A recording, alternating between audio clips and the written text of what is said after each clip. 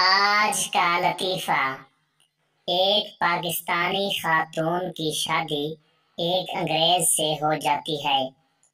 وہ امریکہ چلی جاتی ہے، ساتھ میں ملازمہ کو بھی لے جاتی ہے۔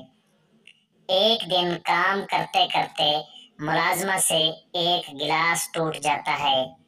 خاتون غصے میں کہتی ہے، کم بخت، تو نے اتنا قیمتی گلاس توڑ دیا۔ انگریز شوہر پوچھتا ہے، کم بخت کا کیا مطلب ہے؟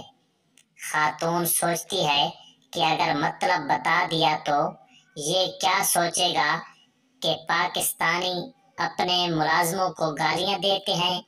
وہ کہتی ہے، کم بخت کا مطلب ہوتا ہے موٹی۔